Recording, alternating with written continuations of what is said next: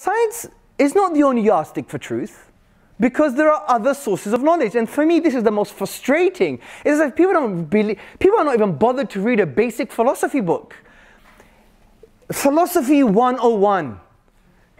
If you're 16 years old and buy an A-level standard book on epistemology, the study of knowledge, and you would see that there are other sources of knowledge other than just touching and feeling things.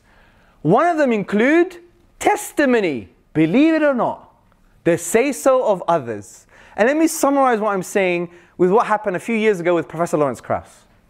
So obviously I did a few mistakes as well. People change. If you're the same person you were 4 years ago, then you have issues. So I follow kind of a Bruce Lee philosophy. You should be like a river that you keep on flowing, right? So I'm not the same person. You don't step in the same river twice, as they say, because it's changing, isn't it? Yeah. But anyway, there are some good things to learn from that discussion with Mr. Krauss. And I said to Krauss, hey Krauss, I didn't do it that way, but you know what I mean. I said, hey Professor Krauss, you have a metaphysical presupposition. You think that truth is as a result of what you touch and feel. He said, yes, of course, I'm a scientist. And I said, fine, but there are other sources of knowledge. He said, like what? And I said, testimony. And he sniggered at me. He said, I just do the science. And I said, well, do this science. Do you believe in evolution? He said, yes, of course, I follow the evidence. And then I said to him, have you done all the experiments yourself? Have you done all the science yourself? And then he paused. Everybody started to laugh at him, or lots of people started to laugh at him. Why? Because it exposed his metaphysical presupposition. It is true that he has to rely on the say-so of other scientists, because he ain't going to do the science himself. And if you rely just on your own experiments that you've done directly, you will never have the science you have today. And that's the beauty of human knowledge. You have to rely on other people. And that's why if you study the scientific method, you would see that a key part of the scientific method are the sayings of other scientists, are the conclusions of other scientists. Now you may claim, yes, but their studies are repeatable, and they have been repeated. If you haven't repeated it yourself, it's still the say-so of others. It could be one scientist or 500. The fact that they are telling you the basis of that knowledge is not empirical, it's the say-so of others.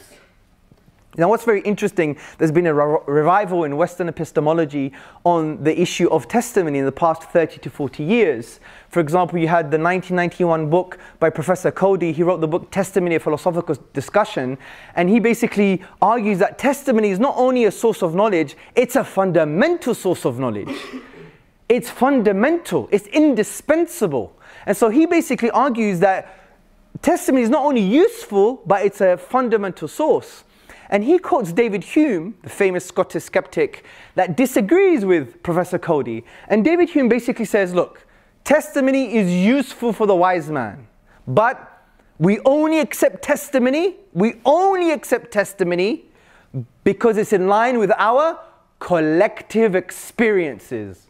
So Professor Cody, being a genius, what does he say? He says, hold on, Mr. David Hume.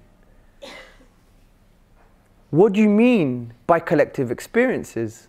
Because the only way to understand other people's experiences is to ask them and they will tell you. So he's actually shown that testimony, the say-so of others, is fundamental to knowledge. Because if David Hume is saying that, yes, testimony is useful, but it's not fundamental because it has to be in line with our collective experiences, well, how do you know what people's collective experiences are? It's only via testimony.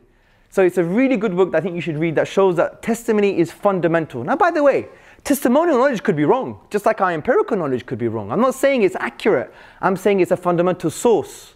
Now, what we have to do to find out what constitutes valid testimonial knowledge, that's a different philosophical discussion. And what's very interesting, you have many talking about this. Dr. Elizabeth Fricker, she makes a really good point. She says, look, given my limitations as parametric, given that I'm a limited human being, I can't know everything. I have to rely on the authority of others, which is simple as that.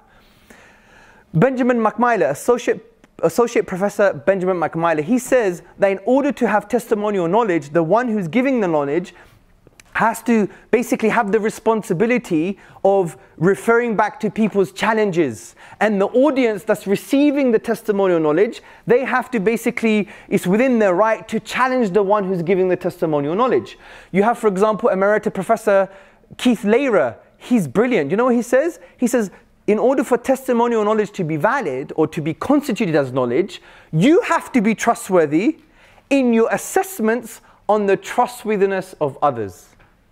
Now, if a lot of you know about Islamic theology, this is in line with what Muslims have been discussing for 1400 years in the study of prophetic traditions, ilm al-hadith, when we talk about the trustworthiness of the reporter.